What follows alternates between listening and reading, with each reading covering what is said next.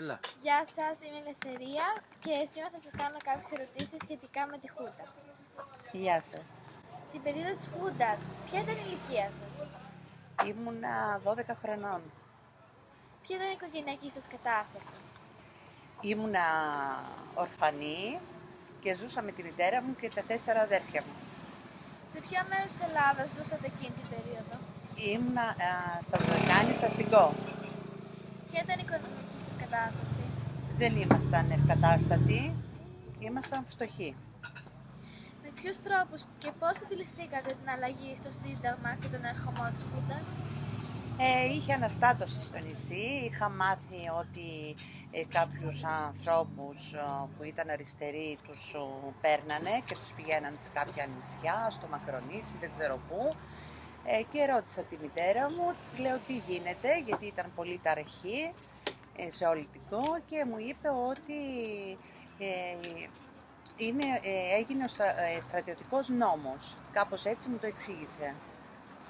Είχατε αλλαγές στην καθημερινότητά σας? Πώς λειτουργήσε η έλλειψη της δημοκρατίας και φόβος? Καμία, τίποτα. Εγώ ήμουνα και μικρή, δεν αισθανόμουν φόβο, αλλά ούτε και στο οικογενειακό μου περιβάλλον.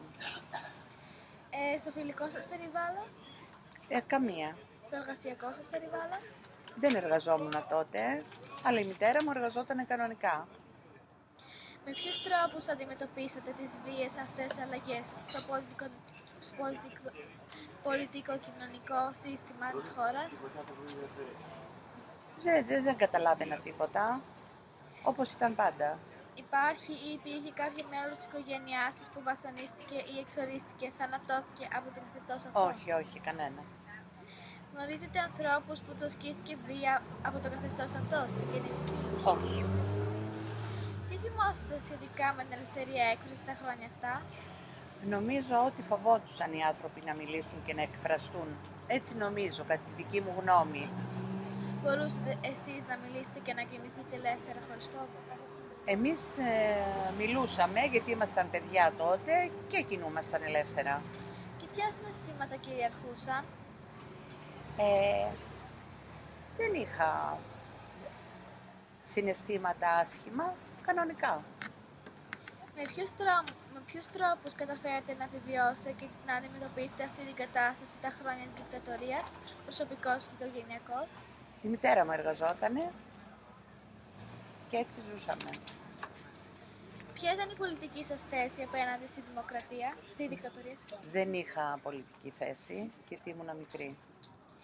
Πώς βιώσατε το τέλος της δικτατορίας, ποια συναισθήματα ήταν τα κυρίαρχα? Δεν νομίζω ότι καταλάβαινα και πολλά πράγματα για να...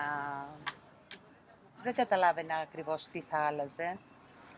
Επέστρεψαν δικοί σας ή γνώστοι σας άνθρωποι από την εξορία? Δεν ήξερα κανέναν που είχε πάει εξορία, απλώς είχα ακούσει. Περιγράψτε γεγονότα και στιγμές που έμειναν ανεξίτηλα στη μνήμη σας. Δεν μπορώ να περιγράψω κάτι που να έχει σημασία. Περιγράψτε γεγονότα που άλλαξαν τη ζωή σας σε σχέση με την περίοδο της Χούντας. Δεν είχε αλλάξει τίποτα στη ζωή μου. Συμπεράσματα. Για ποιους λόγους οδηγήθηκε η χώρα σε δικτατορία? Εγώ δεν μπορώ να το ξέρω τότε για ποιους λόγους οδηγήθηκε. Ποιοι οδήγησαν τη χώρα στην έξοδο από αυτή την περίοδο? Ο λαός, πιστεύω.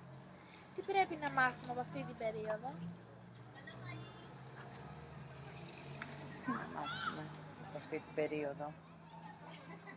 Εγώ δεν έμαθα πολλά πράγματα λόγω της ηλικίας.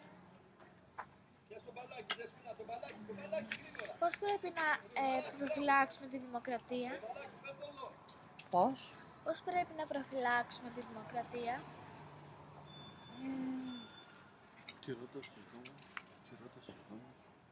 Τηρώντας τους νόμους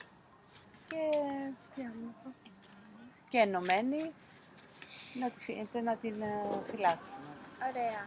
Και μια τελευταία ερώτηση ακόμα. Ποιοι είναι κατά τη γνώμη σας οι σύγχρονοι κίνδυνοι σε σχέση με την πολιτική πραγματικότητα των τελευταίων δεκαετιών? Νομίζω ότι πρέπει να είναι τα ναρκωτικά, οι μετανάστες, οι κλέφτες, που δεν μπορούμε να κινηθούμε ελεύθερα στη σημερινή εποχή. Σας ευχαριστούμε πολύ. Και εγώ ευχαριστώ.